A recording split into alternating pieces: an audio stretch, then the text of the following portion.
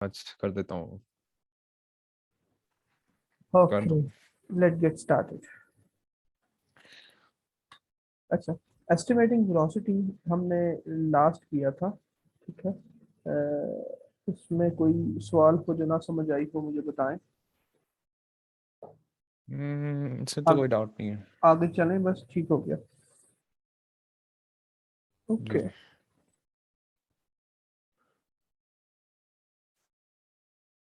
अच्छा, ये वही है जो एस्टिमेटिंग, जब टी की वैल्यू हम डालते हैं, लेट्स से हम टी की वैल्यू डाल रहे हैं जीरो, तो वेलोसिटी की जो वैल्यू है, अगर टी जीरो है तो उसका सारे पैरामीटर जीरो है। 3.5 डालेंगे तो यानी कि जब हम कोई भी वैल्यू डालते हैं टी की, लेट अस सी, यहाँ टी की जो डिनोमिनेटर में वैल्यू है, ठीक है। टी की वैल्यू अगर मैं पुट करता हूँ, sorry,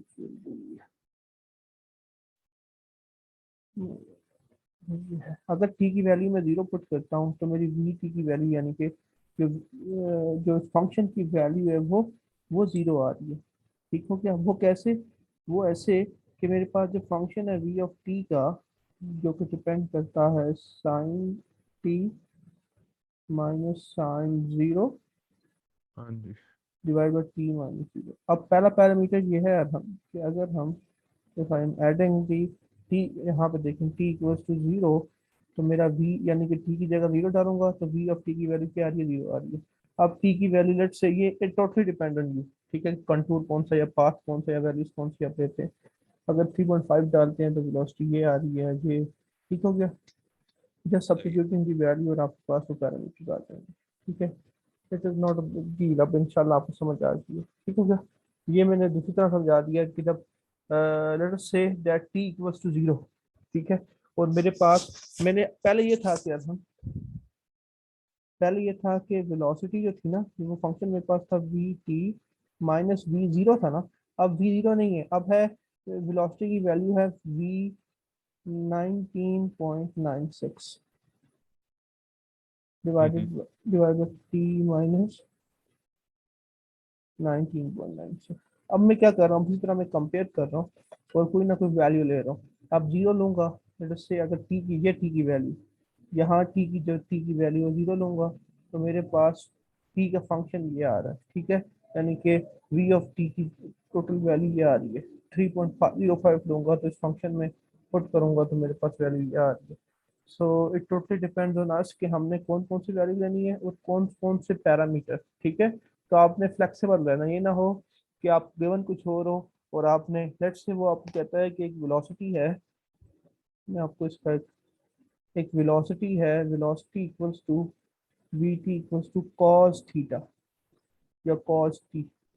we have to find the velocity at 15.99। Okay, so इस कंटूर के लिए आपने फाइंड करनी है, तो आप क्या करेंगे? सबसे पहले आप लगाएंगे V T, which will be equals to क्या है, एस डॉट टी। ठीक है क्या? And it will be V T minus V of what, V of 15.99।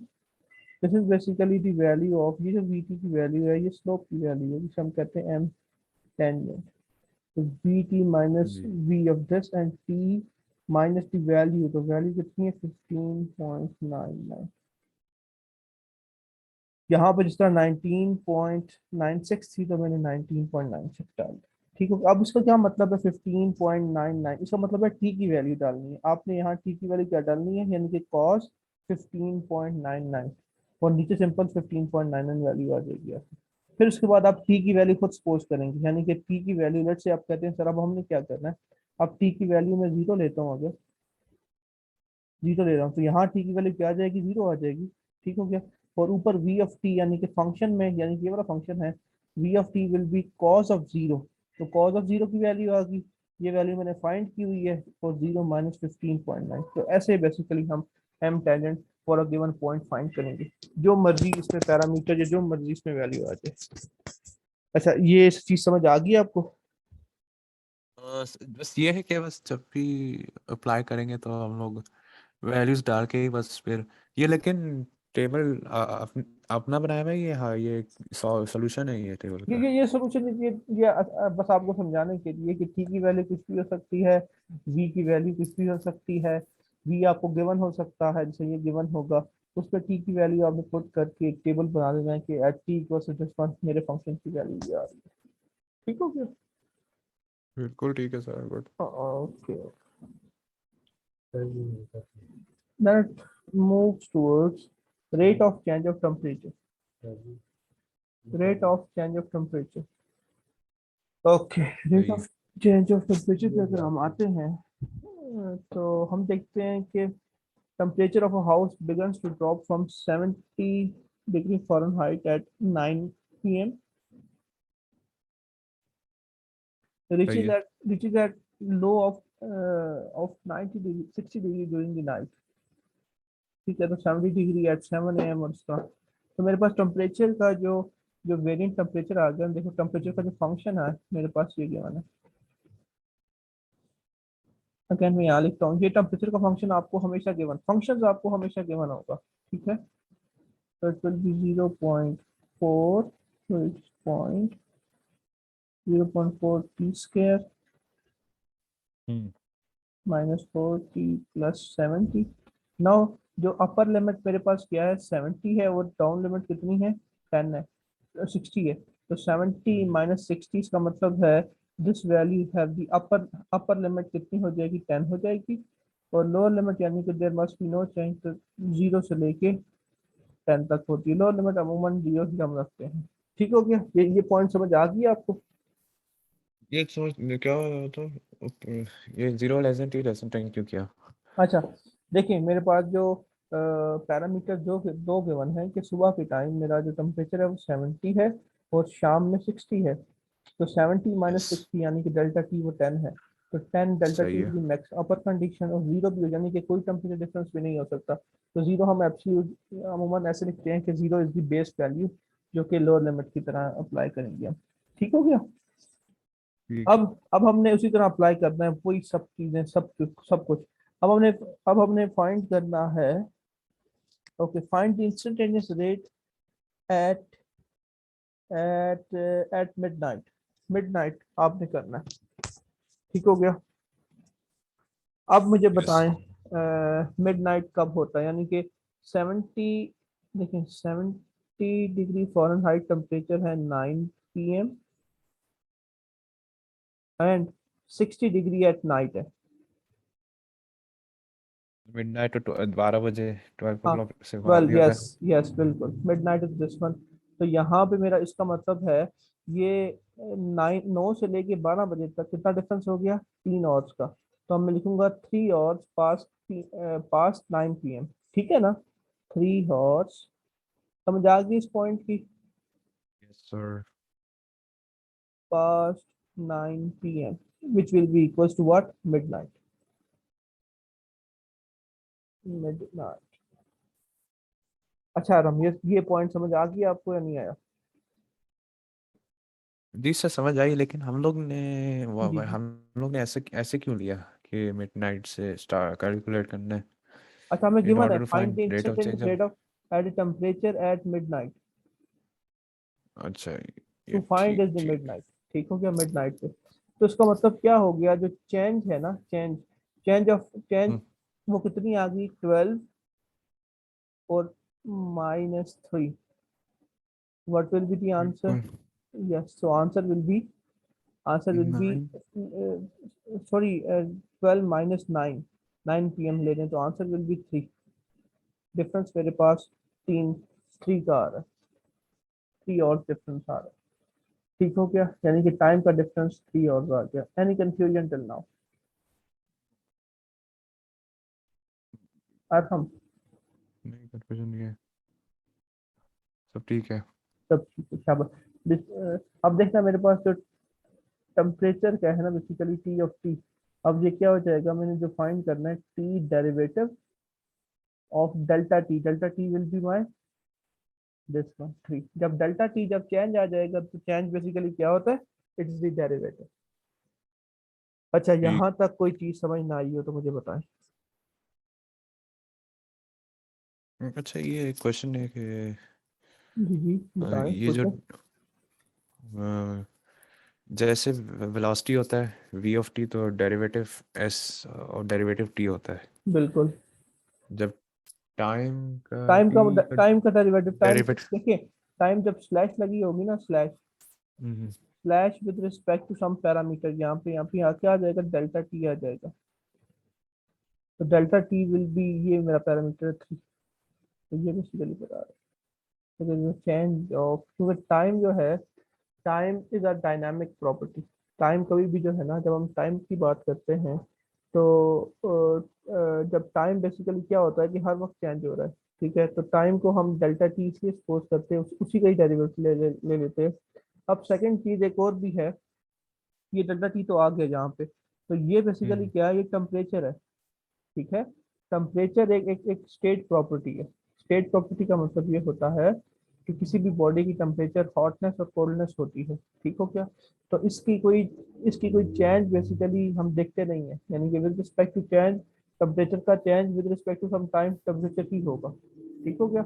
जब हम डिस्टेंस लेते हैं, स्पीड लेते हैं, वेलोसिटी लेते हैं, एक्सेलरेशन लेते हैं, तो वो basically with respect to time change हो रहा है। लेकिन टेम्परेचर जो है एक स्टेट प्रॉपर्टी है। समझ आ रही है मेरी बात? आप कहते हैं सर ये वाटर बॉयल हो रहा है एट 100 डिग्री सी, वो बॉइलिंग शुरू कर देता है, तो वो उसका टेम्परेचर 100 डिग्री सी। अब आप और उसका प्रेशर बढ़ाते हैं तो 120 पे क्या बनेगा, उसके बबल्स बनना शुरू हो जाएंगे। फिर भी हम ये कहते हैं टेम्परेचर ही है, हम ये नहीं कहते कि कोई और पैरामीटर ऐड हो गया।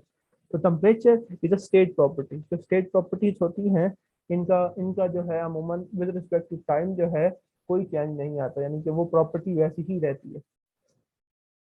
समझ आ गई इस सही। चीज की? जी। हम ये नहीं कर सकते कि अगर टेम्परेचर बढ़ गया तो हम ये नहीं लिख सकते कि टेम्परेचर इंक्रीजेस तो so it is a typhoid. ठीक है, so it is always temperature, so it will be written as T. Okay, now moving towards the next one, हम इसमें T derivative with respect delta T यहाँ पे small with respect time है, वो 3 है। so it will be limit, तो limit क्या approaches करेंगे 3 तक, limit T approaches to 3, then T hmm. temperature change with respect to time minus T of 3 divided by T minus 3. Okay, so first we have to know that this value is what, this value is this one, जो function मुझे given है। so it will be limit Yes, it will be that. T approaches to 3, so it will be 0.4 T square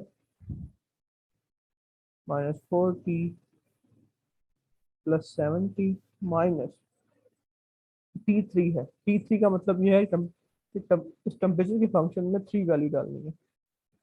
मैं colour change करके यहाँ पे अच्छा T और three क्या होगा?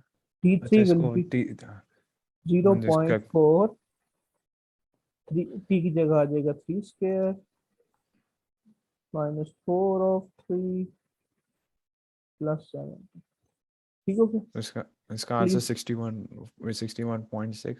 हाँ कैलकुलेट किया आपने, क्या ये ठीक है? Hmm. 61.6 whole divided by T minus 3। अब सिंपल कैलकुलेशन करनी है हमने। जी वो समझ आ गया सर। ठीक हो गया?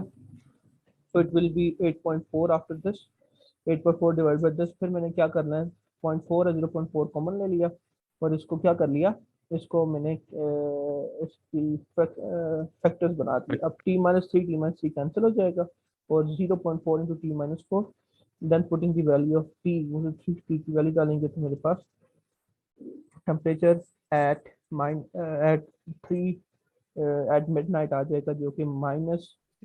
ये कैसे फैक्टराइज किया है t-3 टाइम अच्छा t-7 बिल्कुल ये? ठीक है, just give me one sec. अब अच्छा ये नहीं बस वाली, मुझे बस नहीं नहीं ये समझ आ गई, ये वो वाला दूसरा वाला तो अब दिखा दें कि कैसे हुआ है। 0.4 कर लिया मैंने कॉमन। 0.4 हम्म। जब कॉमन लूंगा तो क्या हो जाएगा, टी स्केयर माइनस 0.4 कॉमन लेने का क्या मतलब है कि पूरी वैल्यू से 0.4 कॉमन होगा। ठीक हो गया? सही सही सही सही गॉट इट सर, समझ ठीक आ हो गई। गया? तो 0.4 मल्टीप्लाई बाय 4, 0.4 मल्टीप्लाई बाय 10 करूंगा तो मेरे पास आंसर क्या आता है? आंसर क्या आएगा? सर एक सेकंड देखना पड़ेगा मुझे आंसर कैलकुलेटर को। आएगा 4। देखें।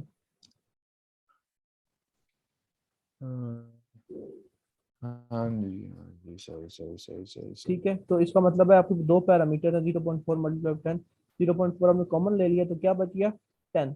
तो it will B 10t plus, अब लास्ट है 8.4। अगर मैं अब 8.4, 0.4 मल्टीप्लाई बाय व्हाट, किसके साथ मल्टीप्लाई करूंगा कि 8.4 आएगा? Any idea? If I zero point multiply with 21, कैसे किया सर? पूछे सर कैसे गेस किया आपने? देखो 0.4 और ये 88.4 है। अब आप 8.4 को खत्म कर लें, 84 समझें, और यहाँ 0.4 को पॉइंट खत्म कर ले 4 समझें। So 4, how many times are 84? 4 21 are 84, तो इसलिए 21 के साथ मल्टीप्लाई किया। आप कर लें 0.4 अच्छा मल्टीप्लाई विद 21। It is 8.4। ठीक हो गया बिल्कुल। सो इट विल बी 21। अब ये होगा कि सर 0.4। एक और बेस्ट वे मैं बताऊं। बिल्कुल बताएं। सर इसमें हम लोग डिवाइड भी कर सकते हैं जैसे जीरो हाँ पॉइंट हाँ हाँ फोर हाँ, बिल्कुल बिल्कुल बिल्कुल बिल्कुल बेस्ट वे है। अगर हम कॉमन ले लें, 0.4 पहली वैल्यू वैसे भी खत्म करनी है ना, 0.4 0.4 0.4, फिर उसमें जो है ना हम कैसे भी कर लें आप, ठीक है। आपने फैक्टराइज करके आंसर निकाल लें, टोटली डिपेंड ऑन यू। ठीक हो गया? Okay then, let's move forward. Now rate of change of profit. अच्छा, अब आती है इसमें एक, toy company can sell an electronic gaming system at a price of this one. ठीक हो गया? ये बेसिकली क्या है? ये एक फंक्शन है पर gaming. The cost of manufacturing ये आ गई, यानी कि ये सेल प्राइस है और ये कॉस्ट प्राइस है। ठीक है। Find the rate of change of profit when 10,000 games are produce. हमने rate of change of profit find करना है जब 10,000 गेम्स आर प्रोड्यूस। ओके। बिल्कुल अच्छा, बिल्कुल। आपने प्रॉफिट का पता है कुछ क्या होता है? Rate of change of profit होता है। देखें, अ, प्रॉफिट बेसिकली होता है रेवेन्यू जो आपने कमाया होता है माइनस कॉस्ट, यानी जितनी आपकी कॉस्ट लगी होती है। समझ लें फॉर एग्जांपल आपने एक चीज़ बनाई है 10 रुपए की, तो आपने मुझे सेल कर रहे हैं 20 रुपीज़ की, तो कॉस्ट आपकी 10 है, रेवेन्यू कितना है? 20। तो 20 minus 10, 10 will be your profit. ठीक हो गया? Is it clear? Okay okay, थोड़ा सा ऊंचा बोले, मुझे आपकी आवाज़ बिल्कुल नहीं आ रही है। पता नहीं माइक का मसला है। ओके ओके ओके सर, अब मेरे पास देखें, यानी कि total profit can earn by it is equal to this one, जैसे मैंने आपको बता दिया। अब एक्स का बेसिकली है p of x to the r f x minus here, where r f x is the revenue from, since the company can sell, company ने sell किए एक्स गेम्स, तो p equals to this one per game, which will be equal p given है मुझे ये। ठीक हो गया? अब जो रेवेन्यू है ना, रेवेन्यू, अब रेवेन्यू डिपेंड्स ऑन, अब रेवेन्यू पे आता हूँ, आर ऑफ एक्स। ठीक हो गया? पहला पॉइंट समझ आ गया आपको कि जो प्रॉफिट होता है वो डिपेंड कर रहा है रेवेन्यू माइनस दिस वन। अब I have to find the value of one by one. पहले मैं रेवेन्यू पे आता हूँ। अब मैं पूछता हूँ रेवेन्यू क्या होता है? रेवेन्यू ये होता है कि जो आपने जिस जिस सिस्टम को बनाया होता है, जिस जिस जिस जिस पे, ठीक हो गया? और लेट अस से कि मैं आपको कहता हूँ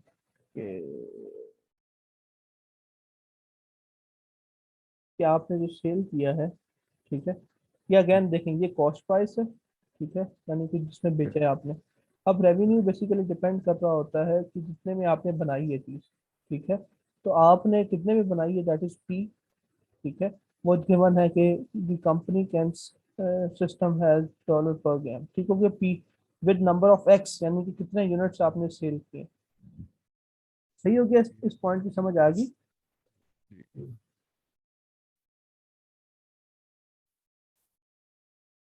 क्या ये क्लियर है? समझ आ रही है, समझ आ गई है। ओके, सो एक्स क्या होगा कि नंबर ऑफ आइटम्स कितने, वो 1000 भी हो सकते हैं। हम एक्स की वैल्यू नहीं डालते, हम सिर्फ X into the value of P which is equal to this one, so it will be minus 0.01x plus 400, so my value will second, be। एक सेकंड सर, ये मल्टीप्लाई क्यों हो रहा है, समझ, ये दोबारा समझाइए मुझे। अच्छा अच्छा, देखें रेवेन्यू डिपेंड करता है। अब देखें, एक चीज़ की रेवेन्यू है, आप कंपनी बना रहे हैं पेन की ना, आप एक डॉलर का जो बॉल पॉइंट है उसे बनाते हैं, ठीक है। अब रेवेन्यू डिपेंड करता है कि कितना कितना कितने में बेच रहे हैं, ठीक है, कि सेल कितने में कर रहे हैं डिवाइडेड बाय कितने आइटम। अब मैं पूछता हूँ कि आपका रेवेन्यू कितना आया है, आप कहेंगे कि मैं जो हूँ उसे बेसिकली बेच रहा हूँ 10 रुपीज़ में, और मैं पूछता हूँ कितने आइटम्स बेचेंगे, तो आप कह रहे हैं 100 आइटम्स बेच रहा हूँ। तो आप 100 को मल्टीप्लाई करेंगे 10 के साथ, तो आपके पास आ जाएगा कि मैंने कितने पैसे कमाए हैं आज के दिन में। ठीक हो गया? ये बेसिकली हम्म, कहता है रेवेन्यू। सही हो गया? सही है। इसमें कोई मसला हो? अब रेवेन्यू एक्स मतलब का क्या है, एक्स मतलब नंबर ऑफ आइटम्स कितने बेचे हैं, और P is basically the price जिसमें आप सेल कर रहे हैं। Number of items into price, अरे ये फॉर्मूला का ऐसे ही यूज करना होता है ये जब ऐसे यूज प्रॉफिट होता का है, आता ऐसे ही, बिल्कुल ऐसे ही यूज होता है, एक्स इंटू पी। सो आपने मल्टीप्लाई कर देना इसको, तो तो ये आपके पास बेसिकली आ जाएगा, that will be R of x,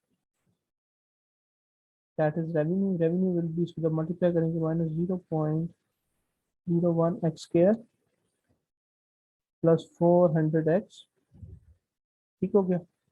अच्छा, इसमें कोई मसला हो आपको? है। इसमें तो कुछ नहीं है। हम्म। नहीं नहीं, इसमें कुछ नहीं है।